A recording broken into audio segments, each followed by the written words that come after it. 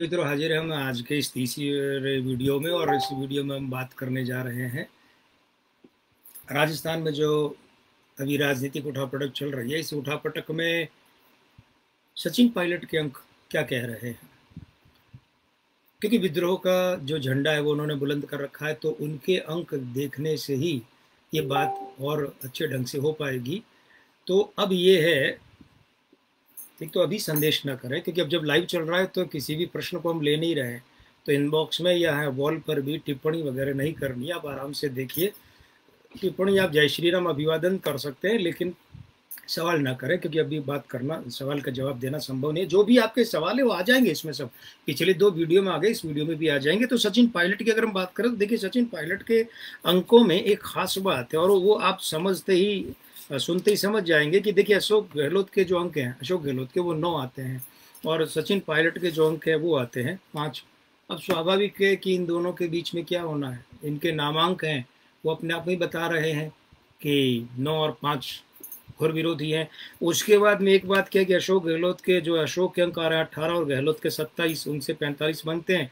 सचिन के आ रहे हैं 18, तो 18-18 बराबर, तो वो ईगो बराबर का है कि मैं तो वही खिलौना लूंगा, मचल गया दीना का लाल। तो उसके बाद में इनके सचिन पायलट के जो पायलट का वो 23 बनता है।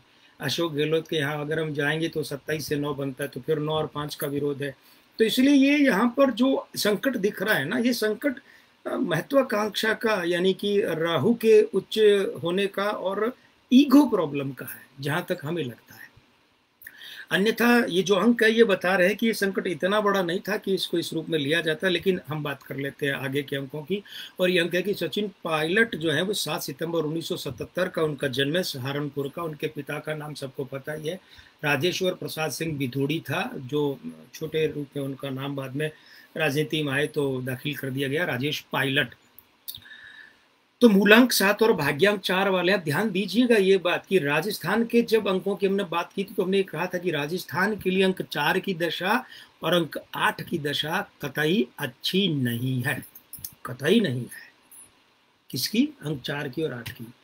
अब सचिन पायलट का मामला यहाँ पर क्या है कि भाग्यांक 4 वाले आदमी, कैलेंडर का वर्ष 4 चल रहा है 2020 से। और एक और बात है, इनको उम्र का 43वां साल चल रहा है, 43 यानी 7 का अंक। अब जो कच्चे अंक ज्योतिषी होते हैं ना, वो ये कहेंगे कि देखिए साहब, ये तो इनके जीवन का सर्वोच्च समय होना चाहिए, 43वां साल चल रहा है। 43 का मतलब क्या चल रहा है? 7 का अंक इस बंदे का क्या है? मूलांक 7 है। तो बोले साहब 7 का अंक चल रहा है, उम्र का मूलांक है ना, और जो इनका भाग्यांक 4 है उसका कैलेंडर वर्ष 2020 चल रहा है। तो जिस व्यक्ति को उम्र का और कैलेंडर दोनों के अंक मूलांक भाग्यांक के, वो आदमी ये परास्त क्यों हो रहा है? ऐसी विपरीत परिस्थिति में कि वो आदमी तो ये साल शुरू होते अपने आप ही मुख्यमंत्री बन जाना चाहिए था। जो कच्चे अंक ज्योतिषी होंगे ना, वो यही कहेंगे। लेकिन ठहरिए, हमेशा ध्यान रखिए, अगर आप राजनीति में बात कर रहे हैं ना, राजनीति के क्षेत्र में, तो आप जिसकी भी बात करें, पार्टी की, व्यक्ति की, सरकार की, गठबंधन की, तो उसमें ये अवश्य देख लीजिए कि उसका पितृदोष कितना है, कैसा है और किन रूपों में है। अगर ये नहीं देखा तो ये जैसे अभी फौरी तौर पर छिछले स्तर पर बात करें तो अंक लग रहे हैं कि बस तो सचिन तो अभी बनने वाले मुख्यमंत्री, ऐसा नहीं है। ध्यान दीजिएगा, ध्यान ये दीजिएगा कि ये जो हैं, ये उप मुख्यमंत्री कब बने थे? प्रेत युति में बने थे। ये 17 दिसंबर 2018 को बने, प्रेत युति, मूलांक 8 भाग्यांक 4। अब ये कहा जा सकता है कि भाई इनका भाग्यांक 4 है और इनके शपथ ग्रहण का भाग्यांक 4 है, तो फिर वो तो इनके लिए बहुत बढ़िया रहना चाहिए था, इनका तो पद ही छूट गया। ऐसा क्यों? देखिए, गहन विश्लेषण कीजिए, सूक्ष्म विश्लेषण में उतरिए। ये ठीक है कि इनके भाग्यांक का अंक 4 वही इनके शपथ ग्रहण का भाग्यांक था। इनका मूलांक 8 है, शपथ ग्रहण का, इनका मूलांक 7 है और शपथ ग्रहण का 8 उसका मित्र है, ये भी सही है। लेकिन इनके शपथ ग्रहण के अंकों में प्रेत युति है, मूलांक 8 और भाग्यांक 4, प्रेत युति। इस बात को समझिए, बलि ले ली उस प्रेत ने, इनके पद की, इनकी प्रतिष्ठा की, मान सम्मान की। अब देखिए, 10 फरवरी 2002 को उन्होंने, सचिन पायलट ने कांग्रेस पार्टी ज्वाइन की थी। तो मूलांक 1 था, भाग्यांक 7। 7-1 का परम मित्र था, कैरियर शुरू हुआ, बड़े अच्छे ढंग से हो गया। और उसके बाद में 2 साल बाद में जब 13 मई 2004 को 14वीं लोकसभा का रिजल्ट आया तो दौसा से ये पहली बार बने सांसद। सचिन पायलट का पितृदोष इतना भयंकर है, इतना भयंकर है कि जब तक ये अपने उस पितृदोष के भी 2 रूप है, जन्मगत पितृदोष और पिता की मृत्यु का पितृदोष। दोनों पितृदोष को जब तक ये उनको संतुलित नहीं करवाते, रूपांतरित पितृवरदान में रूपांतरित नहीं करवाते, तब तक इन्हें मुख्यमंत्री तो छोड़िए, इन्हें तब तक तो सांसद बनना भी मुश्किल हो जाएगा। कहीं ऐसा नहीं हो कि इनका विधायक का पद भी खतरे में पड़ जाए। ये और हो सकता है। कैसे? देखिए क्या है कि इनके साथ एक विशेष बात क्या है, ये जहां से जो बने उसके बाद में उसका अस्तित्व ही मिट गया। दौसा से पहली बार सांसद बने, दौसा से पहली बार सांसद बने, उसके बाद दौसा ही छूट गया। अजमेर से बने, अजमेर से हार गए, मतलब छूट गया। खास बात क्या है, देखिए जब ये दूसरी बार संसद पहुंचे तो 15 मई 2009 को पहुंचे, मूलांक 6 भाग्यांक 4, फिर वो पितृदोष का था। लेकिन इस बार ध्यान दीजिए, जैसे ये 17 दिसंबर 2018 को भाग्यांक 4 में उप मुख्यमंत्री बने तो पद ही चला गया। उसी तरीके फिर ये नहीं बन पाएंगे अब उप मुख्यमंत्री, इस सरकार में तो नहीं बन पाएंगे और आगे के लिए फिर कभी बात करेंगे। उसी तरीके से जब 15 मई 2009 को इनके सांसद बनने की बात है तो भाग्यांक 4 था, उसके बाद से अजमेर के सांसद नहीं बने, दौसा के बने, फिर दौसा के नहीं बने, अजमेर के बने भाग्यांक 4 में ये अपने 15वीं लोकसभा, तो उसके बाद फिर अजमेर से नहीं बने क्योंकि अगला चुनाव हार गए। और हमारे ब्लॉग पोस्ट पर जाइए तो आपको वहां देखने को मिलेगा, क्या देखने को मिलेगा कि सांवरलाल जाट के बारे में हमने भविष्यवाणी की थी, लोकसभा चुनाव जीतने की भी की थी, स्वास्थ्य खराब होने और जीवन खतरे में पड़ने इसकी भी की थी, और उससे पहले 2013 में उनके विधानसभा जीतने और मंत्री बनने की भी की थी। तो सांवरलाल जाट के सामने ये हारे। सांवरलाल जाट जो है वो भी ऐसे ही पितृदोष वाले थे, लेकिन वे तत्क्षण पितृदोष वाले थे, इनकी तरफ विलंबित पितृदोष वाले नहीं थे। क्योंकि इनके पिता का जो देहांत हुआ ना, इनके पिता का देहांत हुआ 11 जून 2000 को, सचिन पायलट के, और इन्होंने 10 फरवरी 2002 को कांग्रेस ग्रहण की। बीच में ये जो लगभग इतना समय आ गया था, 1.5 साल का, ये विलंबित पितृदोष का सूचक है। तत्क्षण पितृदोष सांवरलाल जाट के था। उनके परिवार में से उनका पुत्र लांबा खड़ा हुआ और वो जीत गया। अब ये जो सचिन पायलट की स्थिति है, सचिन पायलट के पितृदोष किस रूप में, 2-3 उदाहरण देंगे, आप फटाफट समझ जाएंगे। पहला उदाहरण तो है डॉक्टर रघु शर्मा। डॉक्टर रघु शर्मा सबको पता है कि इन्हीं के आदमी थे, और इन्हीं के आदमी का मतलब इन्हीं के प्रिय पात्र थे। वैसे तो कांग्रेस के सभी कांग्रेस के हैं, हर पार्टी का, लेकिन इनके प्रिय पात्र थे। और इन्होंने ही सांवरलाल जाट के देहांत के बाद में वहां उपचुनाव में डॉक्टर रघु शर्मा को खड़ा किया, ठीक है, जब ये प्रदेश अध्यक्ष थे सचिन पायलट, और वे वहां से जीते रघु शर्मा। आज सबको पता है रघु शर्मा इनके विरोधी खेमे में है। ये पितृदोष है कि इनका आदमी इनके विरुद्ध। इसके अलावा एक और जो जयपुर के स्थानीय विधायक हैं, दूसरी बार बने हैं और वो बहुत महत्वपूर्ण मंत्रालय संभाल रहे हैं, नाम लेने की आवश्यकता नहीं है, तो वो भी इन्हीं के प्रिय पात्र थे और आज इनके विरोधी खेमे के हरावल दस्ते के सदस्य हैं।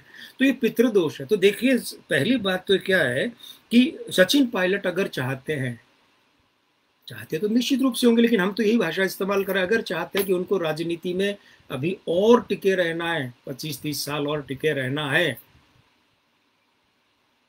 तो फिर ऊंचे पद भी प्राप्त करने की इच्छा तो होगी। महत्वाकांक्षी जो नहीं उसका राजनीति में काम क्या है? तो फिर इन्हें सबसे पहले ये चाहिए कि अपने पिता की दुर्घटनात्मक मृत्यु का जो पितृदोष है उसका परिमार्जन करवाएं और उसे पितृवरदान में बदलवाएं, रेखांकित कर लीजिए। और हमारा जो भी वीडियो देख रहे हैं, ये सचिन पायलट जी तक हमारा ये संदेश अवश्य पहुंचवाएं, चाहे पहुंचवाएं। क्या?